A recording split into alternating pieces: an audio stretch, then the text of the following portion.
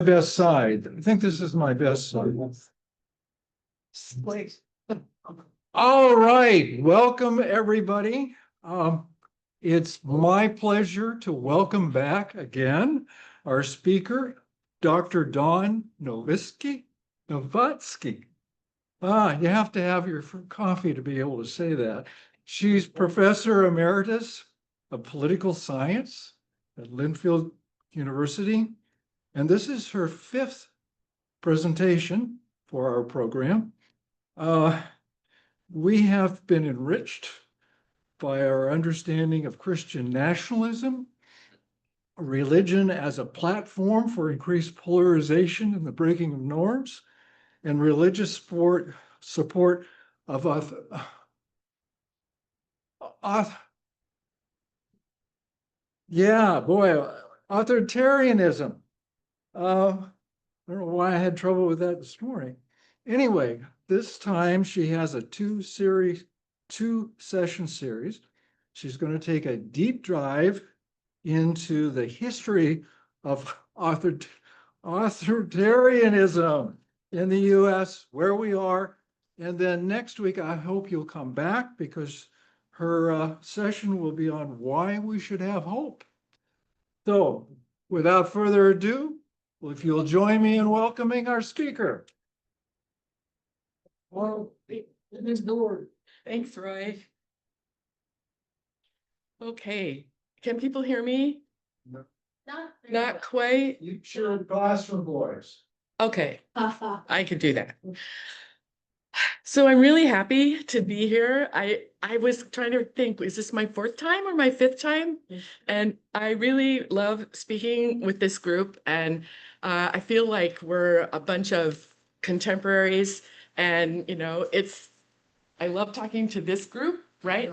But and I've mostly done that, but this group is different, and for one thing, you're very, very attentive, and I appreciate it so much. And so, I mean, I haven't taught in a little bit now. I'm more or less retired. So I'm sort of mulling over what the heck is going on. I never thought that we would see something like this in the United States. Really, it's shocking every single day. Every single day, there's no let up. And so, what do we do? And how do we understand this? And I think, how can we get people mobilized to do something about it? Because if we do nothing, believe me, they'll take over. They'll take over, and then it's too late.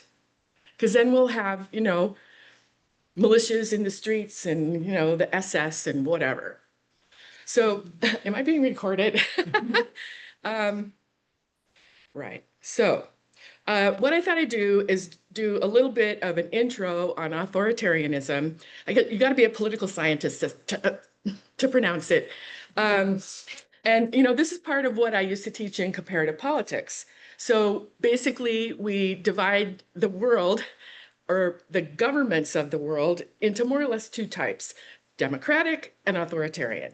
And democratic comes in many, many flavors, right? Authoritarian comes in many, many flavors.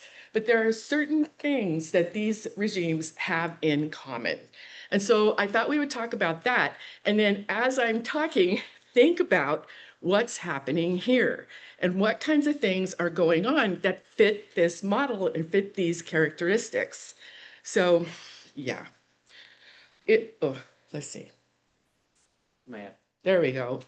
Okay, so we're going to come to this map later, but this is from The Economist. So in 2024, so the blue basically is democratic, right?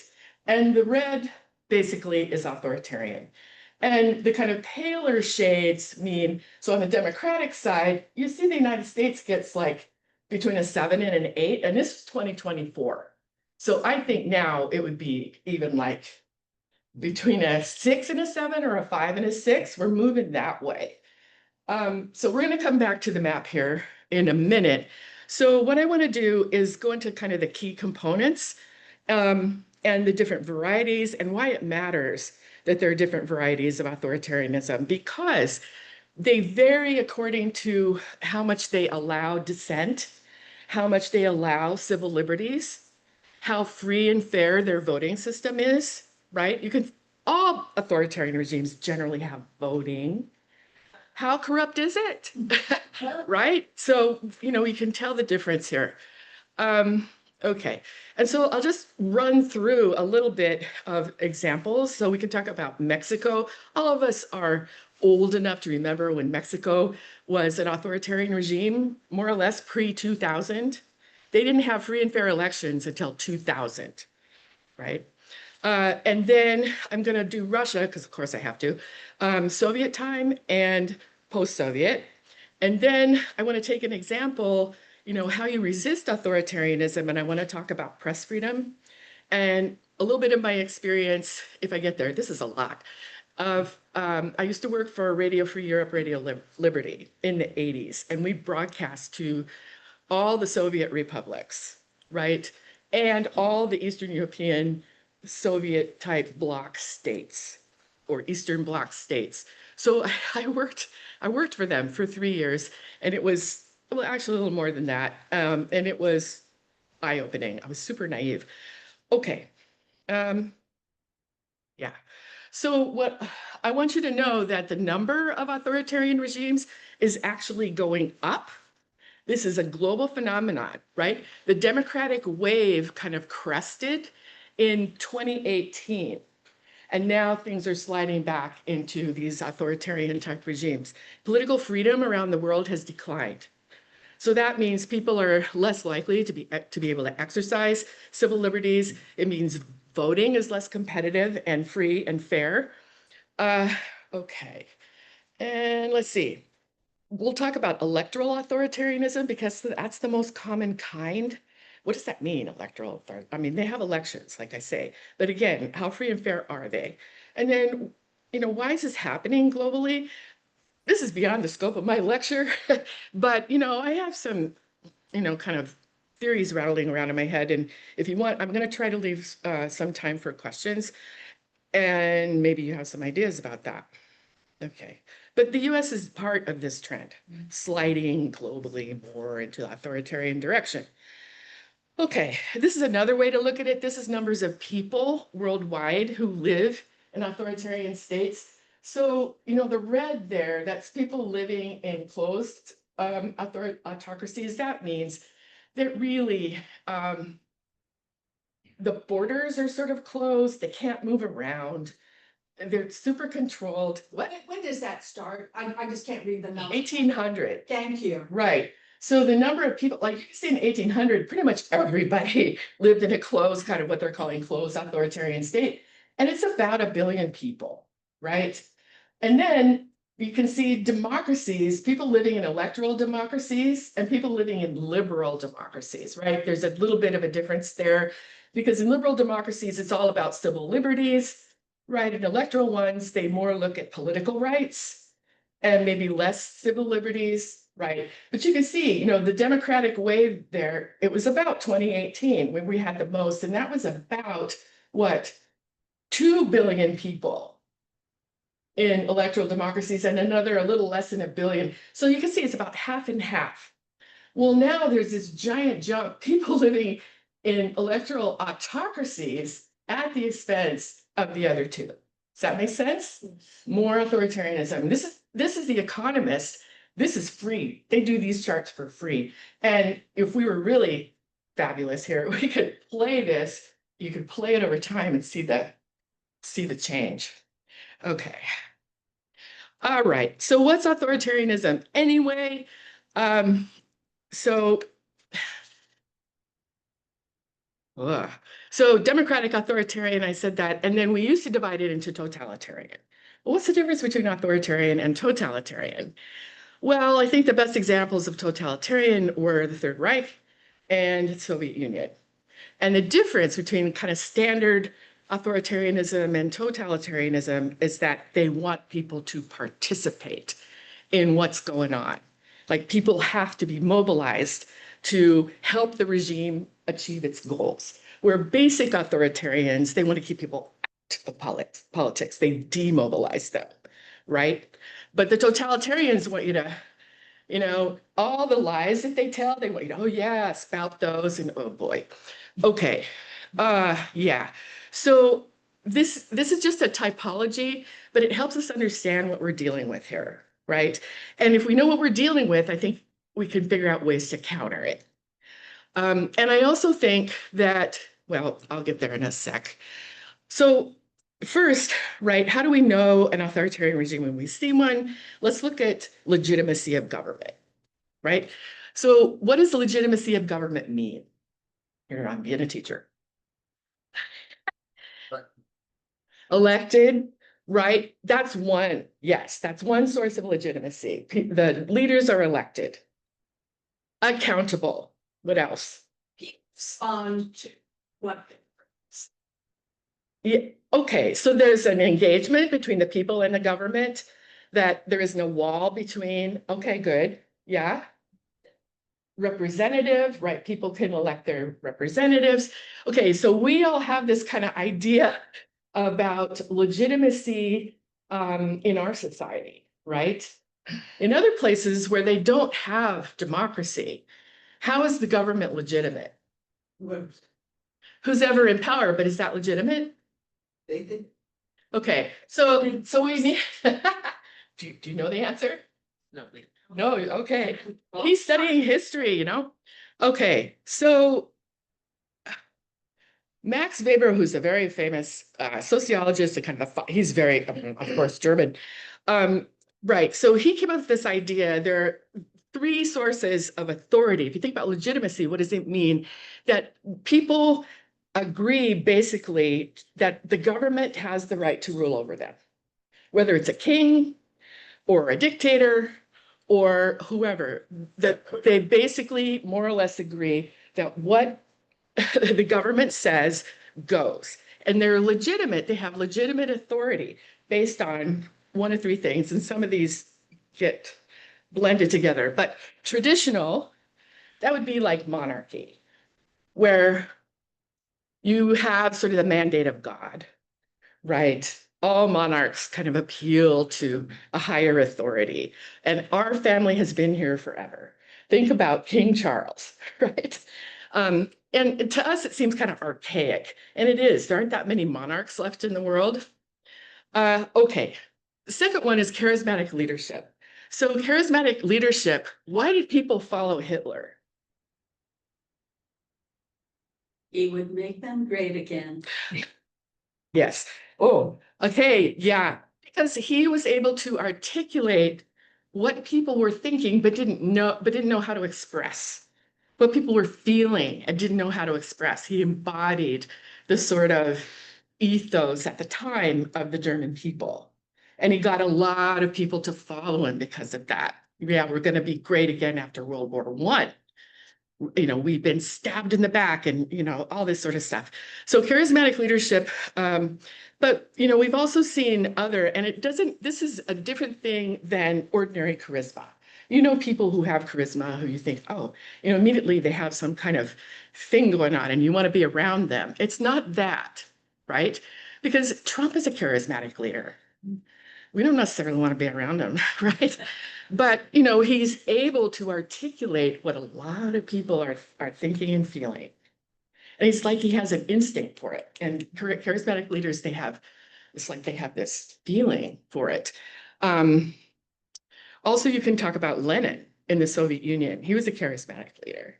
And when he died in 1924, that left so when charismatic leaders die, this is a problem, right? Because how do you succeed? You know, I think this is one of the things we have going for us is when Trump dies, like, who of those people would anyone follow, you know, in his entourage? Oh, okay.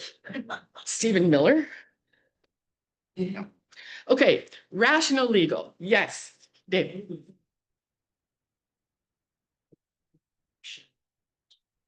That's followed by these regimes is how do you right.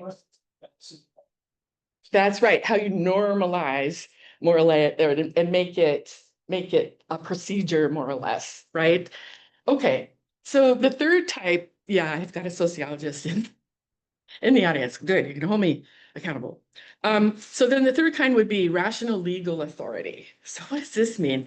Essentially, what this comes down to, it's the basis of our democratic and other people's democratic systems, where legitimacy comes from legal procedures like voting, and also a bureaucracy that is there to help the people and not to be careerists. They're specialists.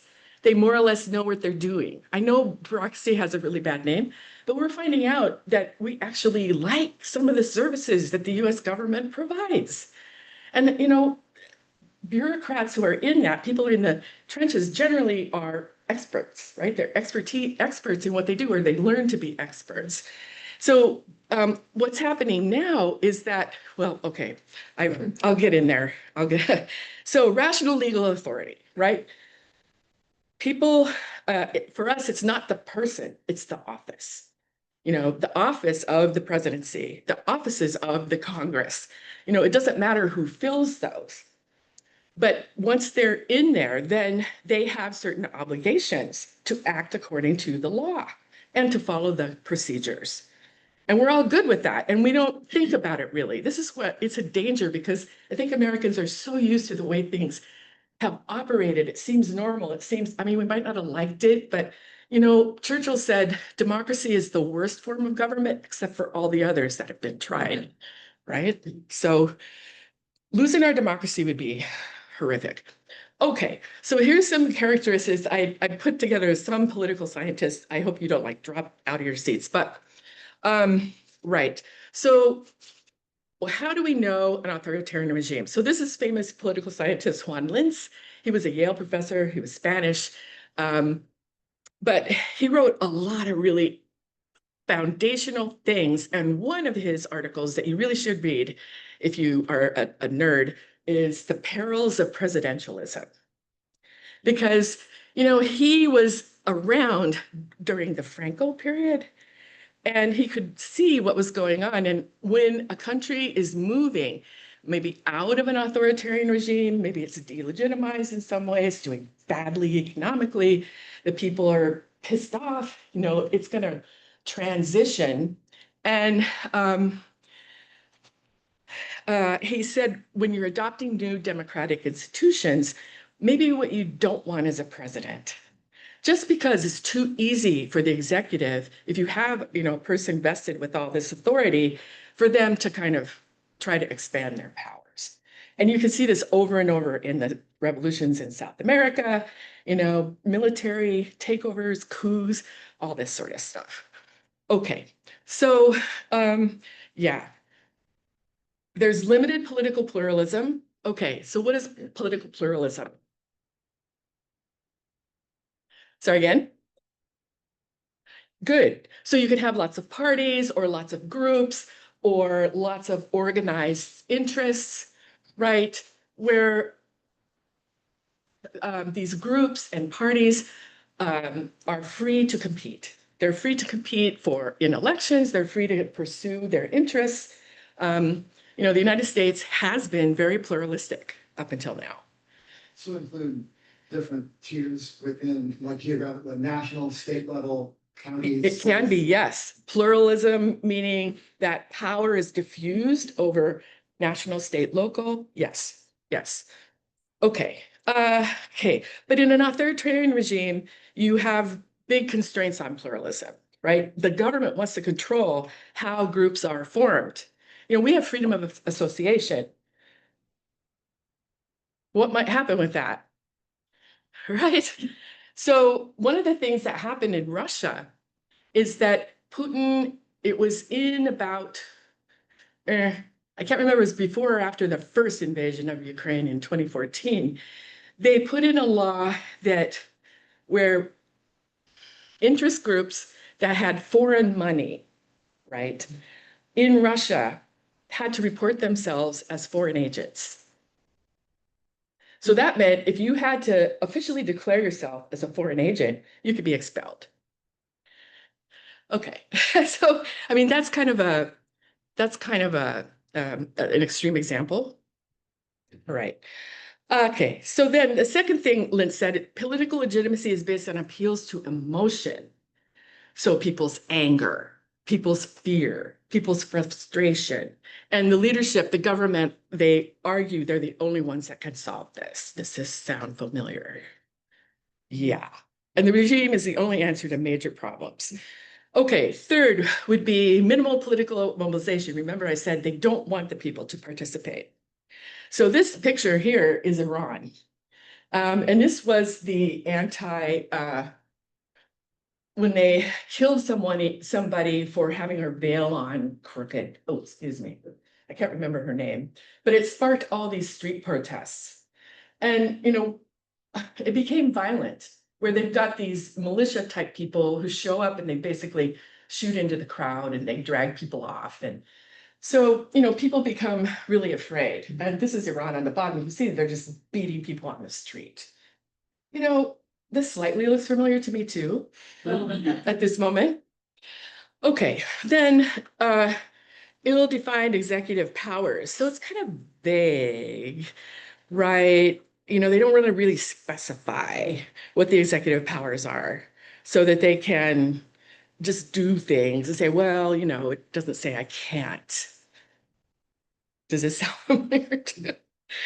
Okay. Right. There's some other things here. The power is centralized usually. This is another thing we have going for us is our federalism. Yeah, that we are dispersed and we have governors. We have power. And the powers that are designated by the Constitution. And they're being undermined, but so for now, we still have local authority, we have state authority, we have federal authority, right? And generally federal authority will, I hate to say this, trump the other kinds of authority, but not always, especially if the powers are spelled out in the Constitution, which they are. Okay, so use of violence and intimidation, political parties are used to demobilize people. There's an indefinite tenure of ruler or ruling party. Apparently now there's a Trump hat that says Trump 2028, and he was wearing one. Fabulous. Indefinite, yeah, okay. Arbitrary deprivation of civil liberties. All people who live in this country get civil liberties. Everybody. Do I need to say more? Okay. Right. Legal and social controls over civil society. In other words, they're trying to limit like coming after, liberal groups, right? They're going to get rid of the Soros organization. I don't feel real sorry for George Soros, but at the same time, he did a lot for free societies in Eastern Europe. He did a lot. Open Society Institute, I think this is why they hate him, because it's to keep societies open, to encourage a free press, right? To encourage civil liberties. Right, little tolerance of meaningful opposition, control over information and media. This is what you thought you were going to hear about today, but that's okay. We'll do a little bit more next time, but this is super important, right? Control over information. What do people hear? And I remember thinking when the Soviet Union fell, oh, this is fabulous, because now all these societies are going to be open to to the flow of information, and they're going to know what's going on. Well, look at what happened. The internet, social media, you get algorithms just feed you what you already think. You get, the news channels owned by oligarchs who have a certain line that they're pushing.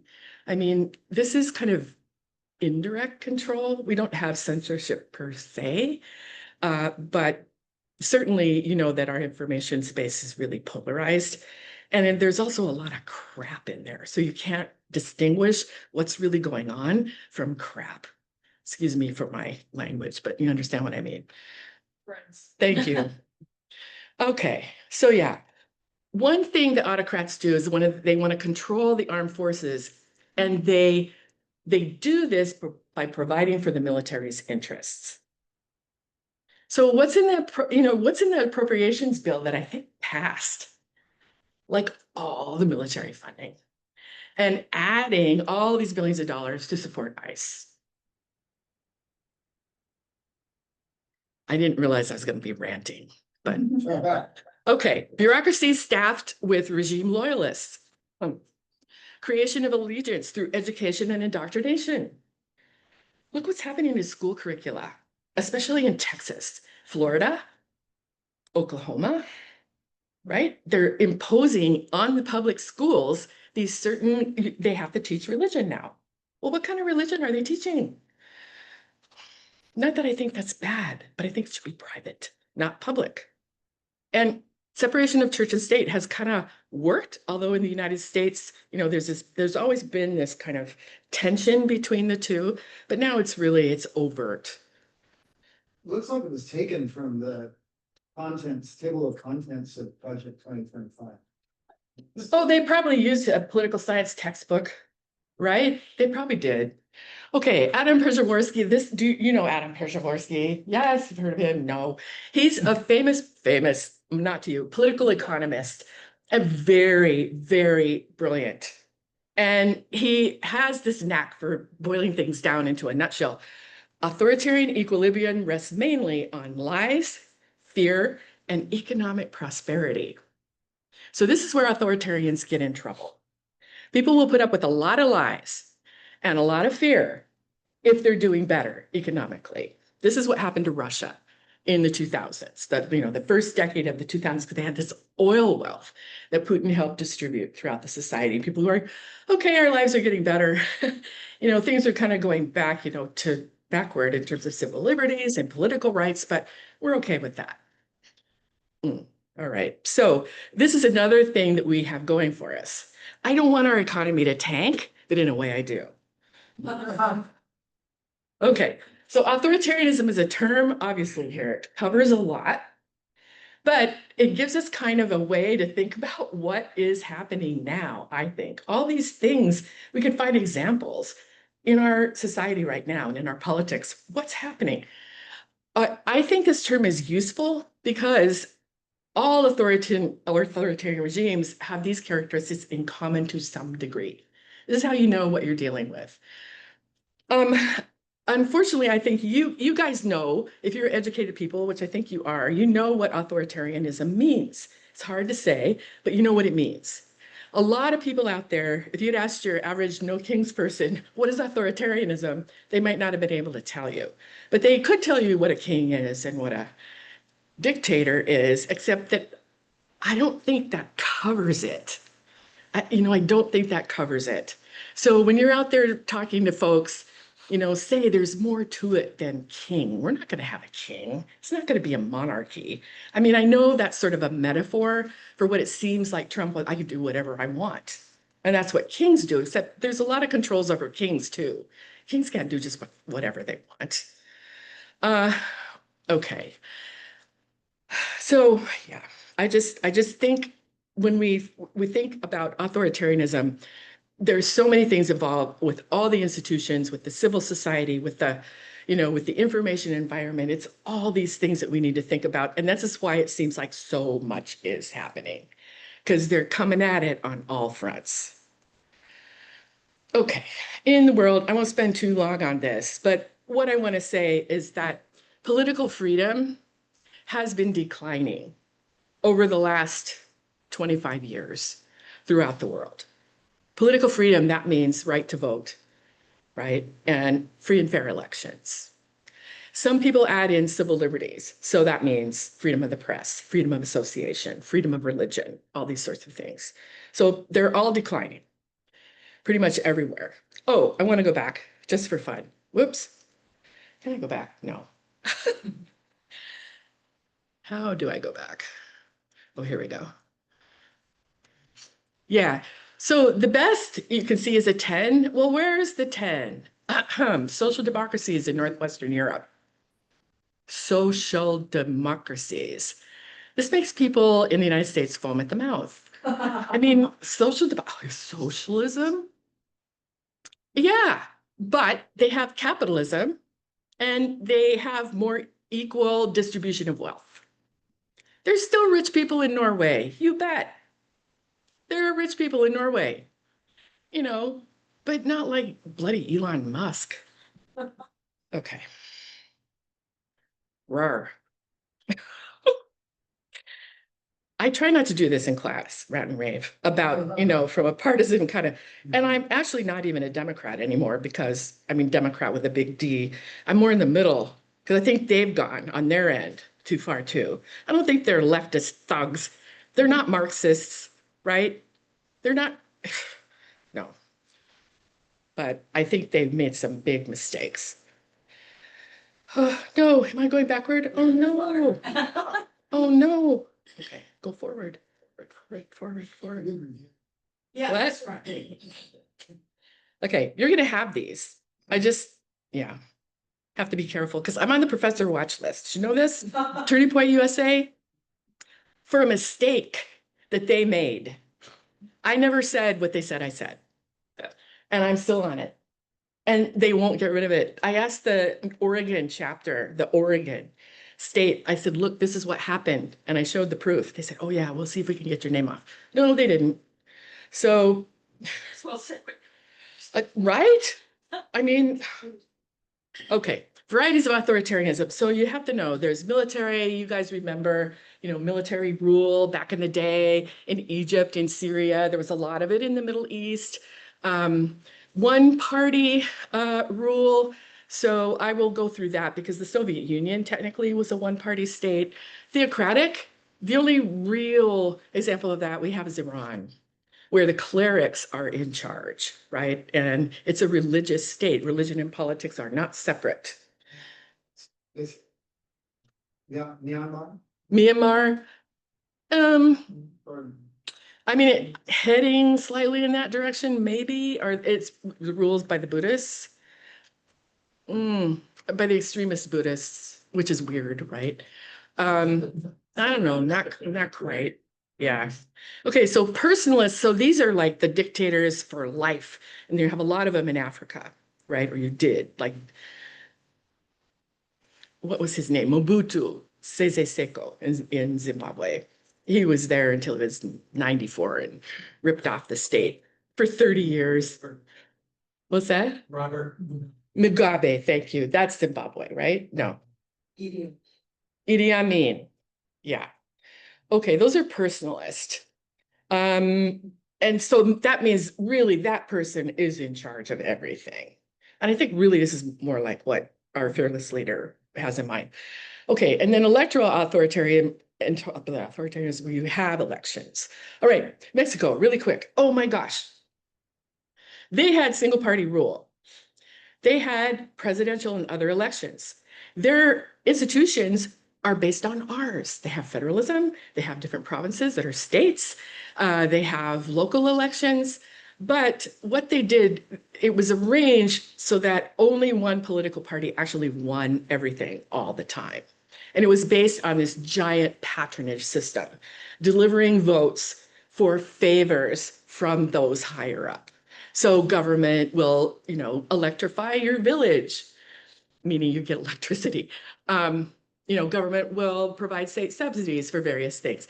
How they did this is they had the government nationalized the oil industry. So they had all the oil revenues, and that fueled a lot of economic development in Mexico up to the 1970s when things started going badly globally with the economy and they got into a lot of debt.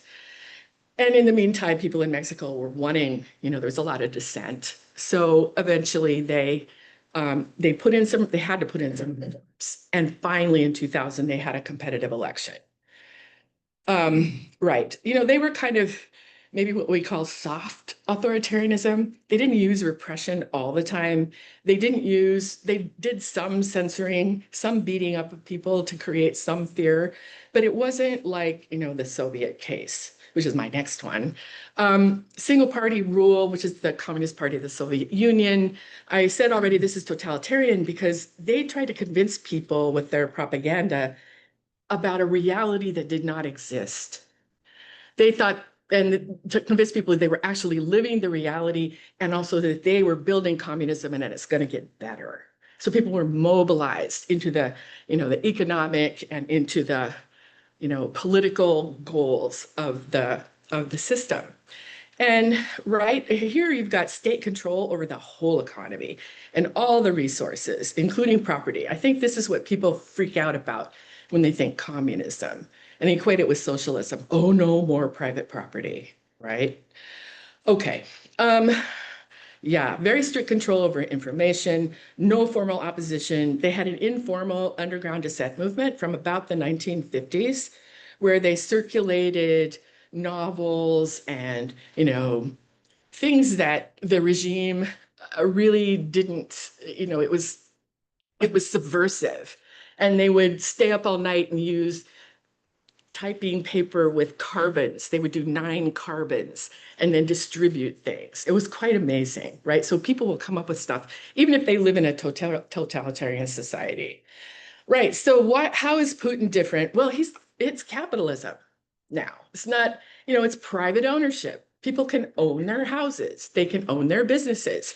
But if you get to be big, then you have to be part of the corruption system, right? It's Corruption Inc., Corruption Incorporated. The whole state and economy works that way. With Putin in charge, he's the oligarch in chief, and he allows the oligarchs to have their wealth.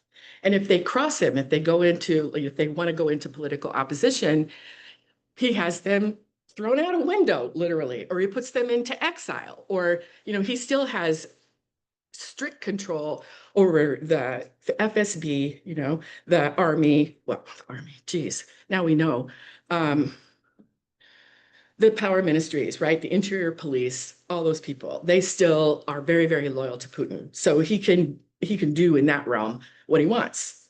And he's like the mafia don also, he just, gives the eyebrow if he wants somebody bumped off. Okay. Right. Okay. So there are multiple political parties in Russia, but essentially they're all controlled by Putin's party. Let's see. Yeah, crony capitalism, state control over all major media outlets. Now, this is something that I didn't think could happen. There was a free press in Russia up until about 2012, when he started taking away or awarding, independent television, radio stations, independent newspapers to his cronies. So there was more and more control over media and what people could find out about. Yeah, and then since the invasion of Ukraine, there's a lot more suppression of dissent, and people can go to jail. If they call what's going on in Ukraine a war, that's against the law. You can get 15 years. Go to jail just for calling that a war instead of the special military operation. Okay, so here's Radio Free Europe, Radio Liberty. How long do I have? Till 10? 13. Okay, good. Right. So I want to talk then more about how these regimes are actually sort of weak from the inside, because with all these controls, there are kind of a lot of avenues that can be taken, and especially in the information realm, to sort of try to get alternative points of view into the publics of these places.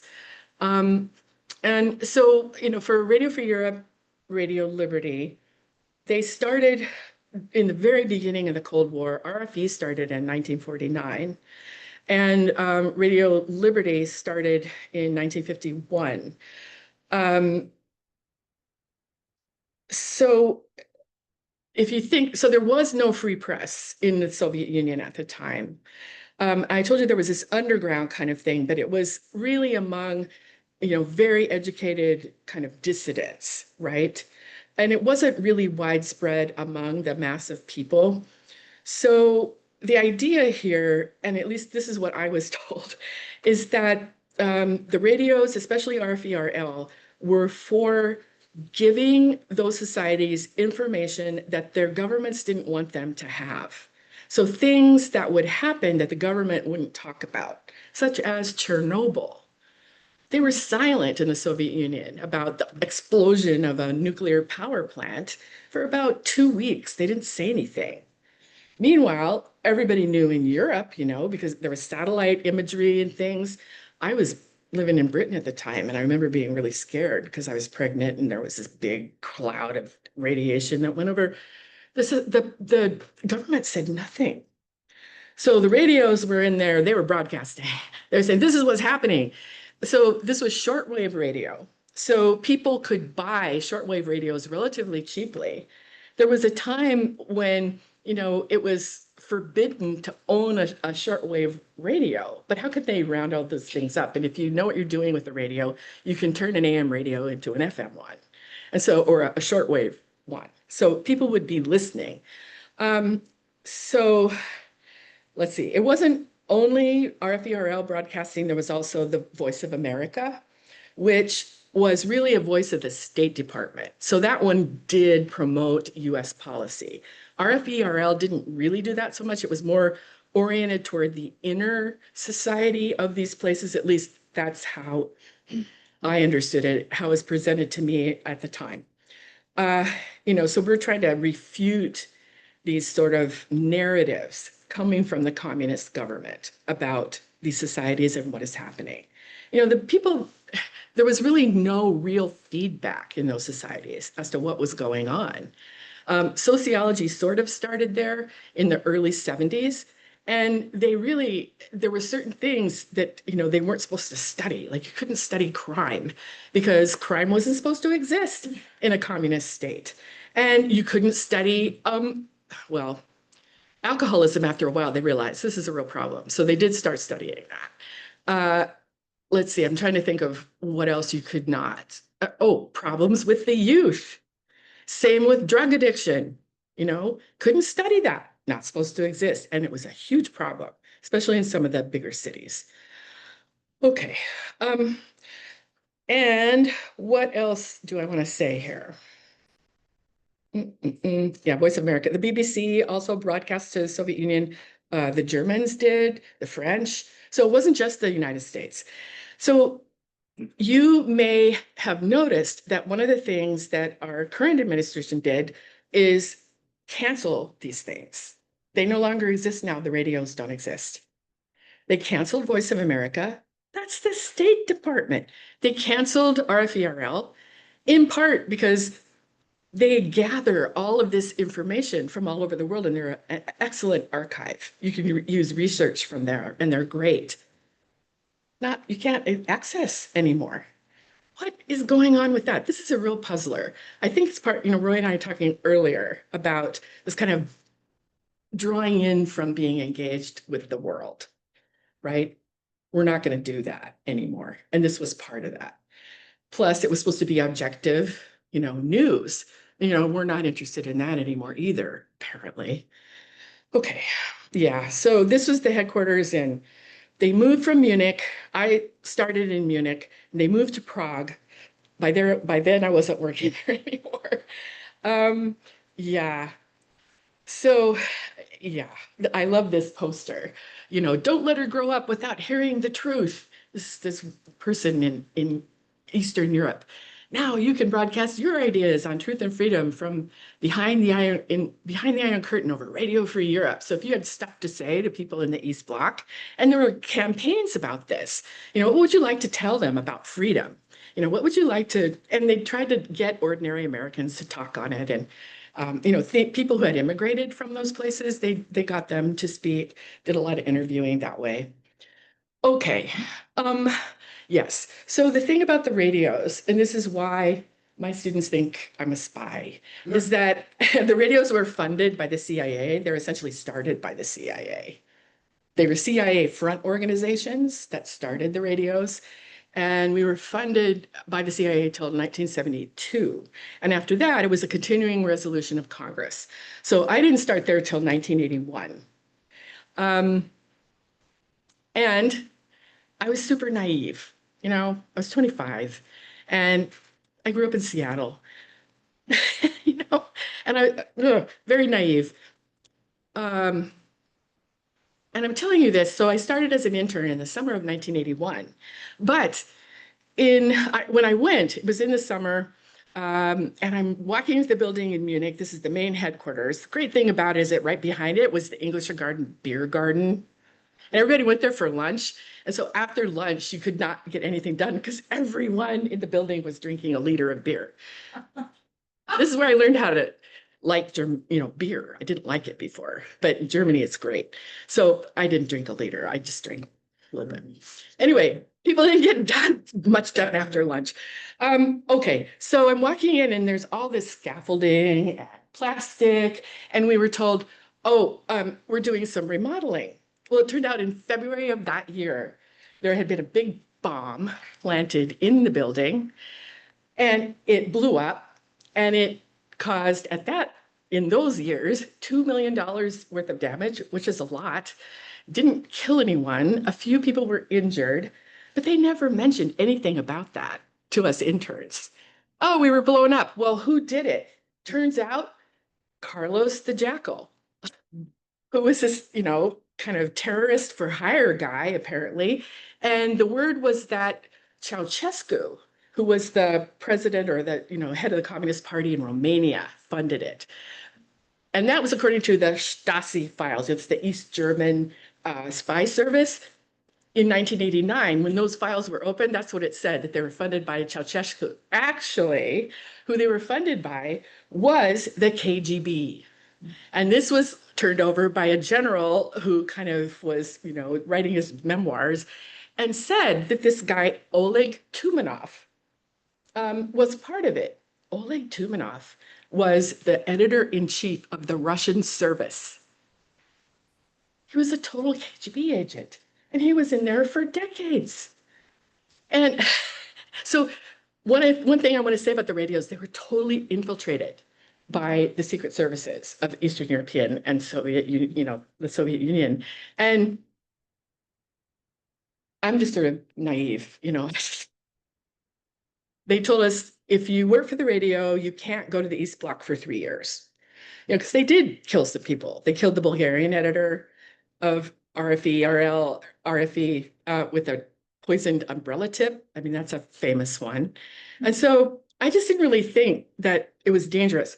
Okay, so I got a job with them. They interviewed me in the beer garden, and they hired me, and it ended up that it was for audience research. Were people in the Soviet Union listening to us? What was our audience? Well, they're a closed society, and you got to get a visa, right? Like a really heavy duty one where they check you out to get in and out of there. So this is another reason why my students think I'm a spy. Because I tell them, oh, they parachuted me in there, and I'm talking to people. No, I was an analyst. And so who we did talk to were all the Jewish people who came out. Because if you remember that time, they could get out on Israeli visas to Austria. And the people who wanted to go to Israel could, and the people who didn't want to go to Israel and they wanted to go to the United States or Australia or Canada or wherever they wanted to go, France, they had to wait in Rome. So we talked to all those people. Did you listen to the radio? Well, it ends up that a lot of them did, because they're very educated and they wanted to leave. So they listened to us a lot. So, we kind of had to figure out, okay, how do we account for that? There's also people who came on actual sort of business trips and engineering trips. They were Soviet citizens who traveled to Europe. And so there were contacts that we had with people who were tour guides and worked in the hotels and, came into contact with these folks. And so they talked to them too, right? These are not the greatest sources of data, but that's really all we had. And we figured out at the time, probably about of the Soviet population, which was about 250 million, we had about maybe 15 million listeners. That's good. That's pretty good audience share. So we felt like we were making an impact. Also, one day I'm sitting there in my office in Paris, and the phone rang, and it was a person from the CIA. And I've been collecting off of these questionnaires about radio listening. We asked about the availability and price of food in all these different places in the Soviet Union. All these people were places where people had immigrated from. What's going on with the food situation? Well, what we noticed is that the prices were going up. Not supposed to be inflation in a communist economy. They were having inflation. And also more and more shortages. You couldn't get meat. You couldn't get milk You know, you couldn't get, it's all these things they couldn't get. And we thought, huh. So the CIA called me and they said, you know, where'd you get your data? Because we had data from 188 cities and towns in Russia. You know, they have an attaché in Moscow and maybe one in Leningrad, and that's all they had. So they didn't have this data. So I thought, wow, this is kind of crazy. Anyway, so they like that data. It ends up that it's one of the pieces of the puzzle. The Soviet Union was imploding, but we didn't see it. But this is a symptom of it, right? This is my tiny little contribution, and it went across Reagan's desk. I bet he didn't read it. Okay, that's it. So do people have questions here? I know this is really fast. Yeah, 188 localities inside the Soviet Union. Well, where they were from, we had data on, one of the things we asked them is where they were from, where they lived, right? Out in Siberia, you know, Belarus, Tatarstan. Where are we actually broadcasting from? So the big transmitter was in Spain.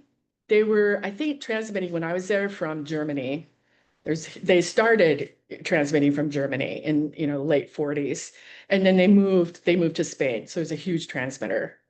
Coverage The whole Soviet Union, all the way. all the way. Although I think we had another transmitter that was closer to the other end. I'm in maybe in Alaska or someplace like that.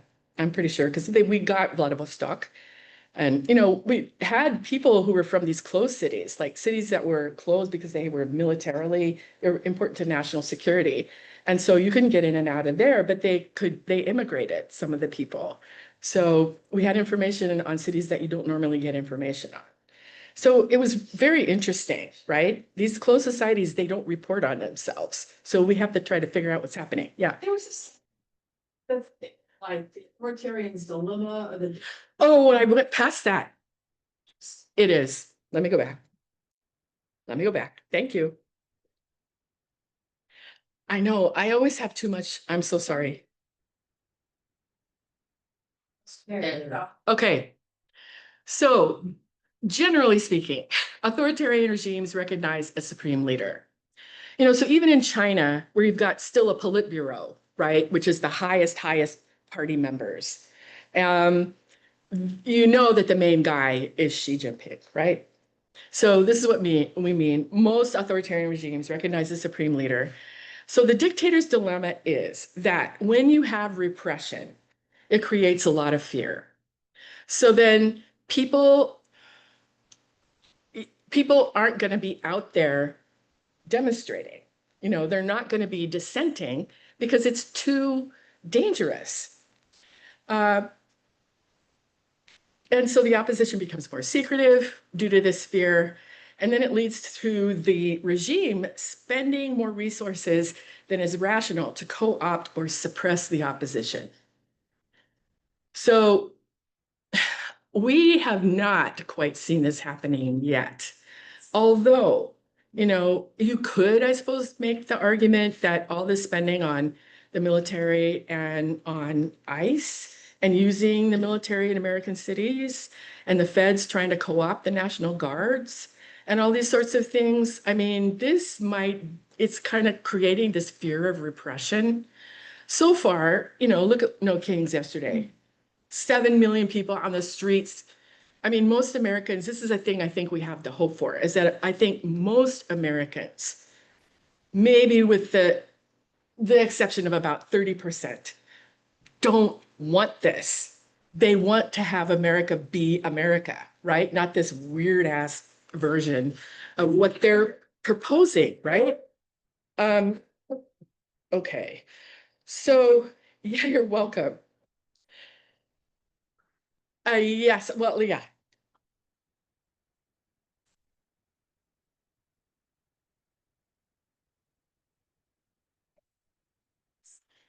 What it meant.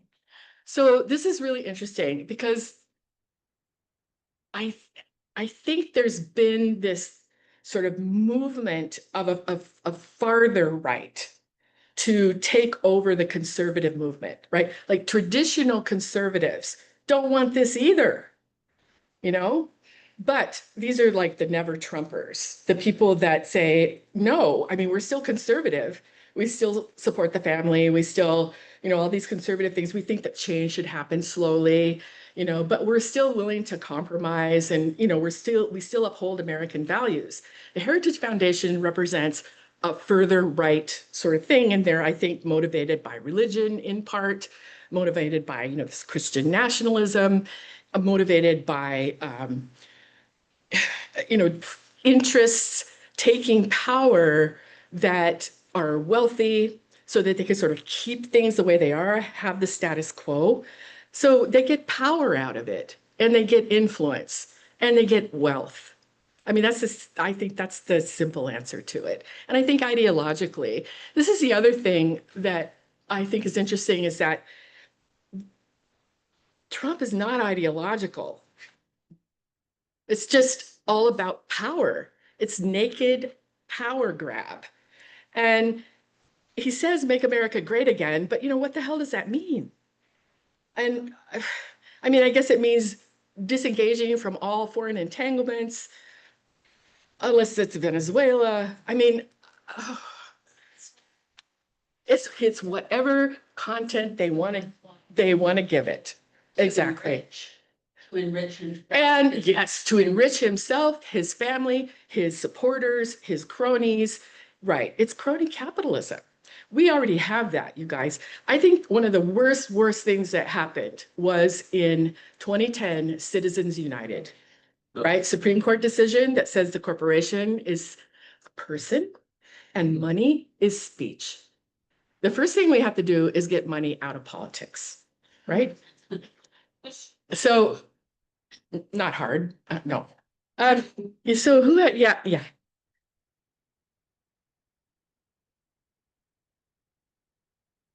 The haves versus the have-nots worldwide. Absolutely.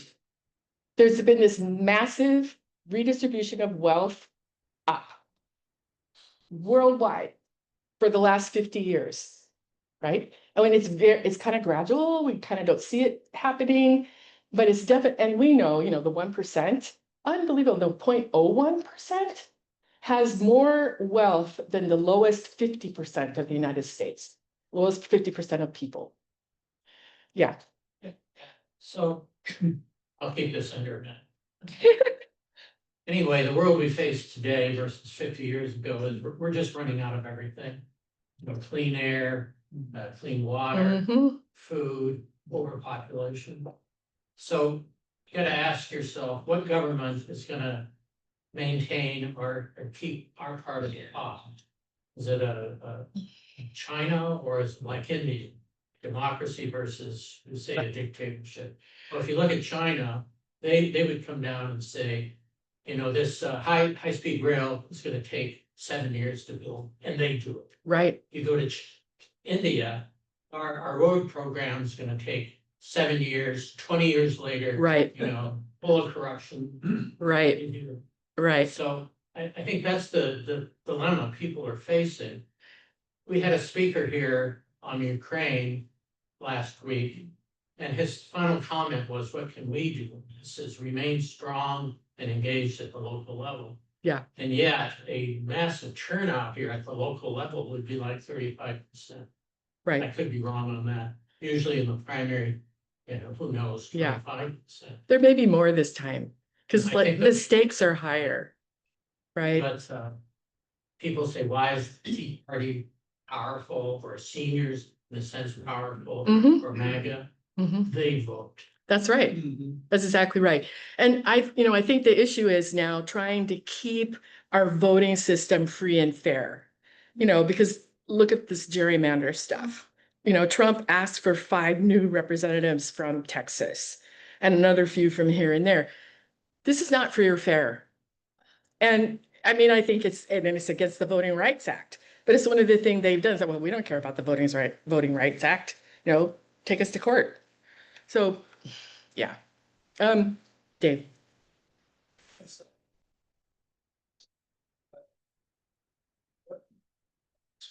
the suppression of voices that.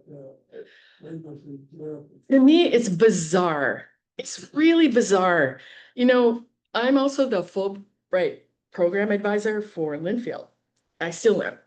And they canceled Fulbright for a little while and they fired all the board. Well, the board, actually, they weren't fired, they resigned. Because the board is absolutely nonpartisan and they're supposed to prevent the politicization of the Fulbright program. But what happened is that the State Department vetted all the projects that had been approved this year, and they deleted or they took funding away from those who had anything to do with DEI, those that had anything to do, you couldn't say women, you couldn't say climate change. I mean, these are words you cannot say on your proposal. This is, yes, this is censorship. And so then they reinstated the grants. And they reinstated, well, not some of them anyway, they did, the ones that the kids are currently out there. And then we had the application process this year, but I had to tell my people, don't say any of those words in your proposal, say it around it. So Fulbright is one of, because I think why they reinstated is they know they can't completely, they want young Americans going out there into the world and saying what America is. But at the same time, I think they want certain kinds of American young people to go out and say what and so I think this is maybe with the radios. They don't want objective information. They want the horseshit that they are spewing. I'm sorry, but this is really upsetting to me. Yeah. Back to the position issue with Heritage Foundation, I recommend Jesus and John Wayne, the book, Yes. because a lot of this has to do with race, it has to do with whiteness. It Yes. has to do with making America America 1950 again. Yeah. When blacks were kept down and whites Yeah. were in charge. And I think we have to really keep that in mind. This is an excellent book. It's called Jesus and John Wayne, and it's the way that the Christian right conceptualized Jesus, who's like this big muscular guy who goes in, and solves all the problems. And, it's like a John Wayne movie too, where kind of everybody in it, well, not everybody in it, but a lot of people are white. It's when Keep women in their place. keep women in their place, all the traditional values from the 1950s. Yeah, it's such an excellent book. And I think this is the vision that they want to go back to, the trad wife thing. Do you guys know about this? Traditional wives now, and they have all these podcasts and that's unbelievable. Yeah, you can't say feminism. I Yes, hate to get off this wonderful Sorry. conversation, but come back next week. And maybe, I'll try not to rant so much. We're